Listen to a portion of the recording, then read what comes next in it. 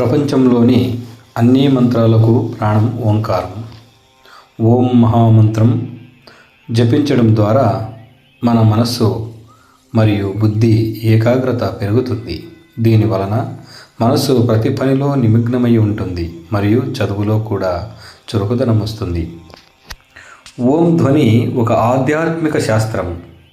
క్రమం తప్పకుండా సాధన చేయడం ద్వారా మనలో కోల్పోయిన శక్తులను తిరిగి పొందవచ్చు.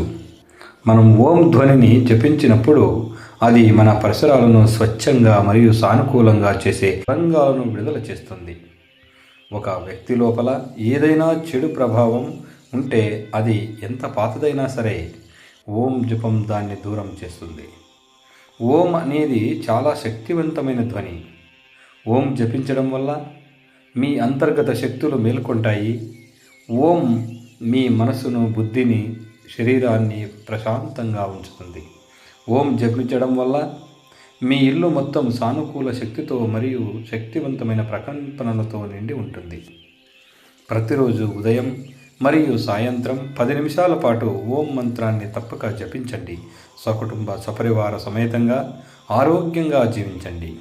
ఓం జపించి మిమ్మల్ని నేరుగా దైవిక శక్తితో కలుపుకోండి.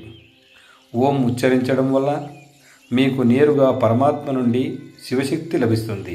ఇతర పద్ధతుల్లో శక్తి అనేక మాధ్యమాల ద్వారా వస్తుంది, కానీ ఓం ఒక ప్రత్యేకమైన శక్తివంతమైన అనుసంధానాన్ని ఏర్పాటు చేస్తుంది.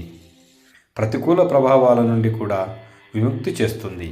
ఓం జపం శారీరక వ్యాధులపై కూడా సానుకూల ప్రభావాన్ని చూపుతుంది. ఇది కేవలం మానసిక ప్రశాంతతను ఇవ్వడమే కాకుండా శరీరాన్ని ఆరోగ్యంగా ఉంచడంలో కూడా సహాయపడుతుంది. ఓం శబ్దం అనేది ఒక సంపూర్ణ సాధన. ఇది జీవితంలో ప్రతి కోణంలో సానుకూల మార్పులను తీసుకురాగలదు. ఈ ధ్యానం ద్వారా మీరు మీ అంతర్గత చైతన్యాన్ని, ఆత్మ అనుభూతిని పొందేందుకు ఓంకార ధ్యానాన్ని ఎలా చేయాలో ఇక్కడ వివరించబడుతోంది. ఓంకారం అని పలుకుతున్నప్పుడు మీ మనసులో సంకల్పం ఇలా చేయండి. ఈ పద్ధతిన క్రమం తప్పకుండా సాధన చేయడం ద్వారా మీరు మీ రోజువారీ జీవితంలో శాంతిని, ఏకాగ్రతను, ప్రేమను పొందుతారు. అలాగే ఆత్మానుభూతిని అనుభవిస్తారు.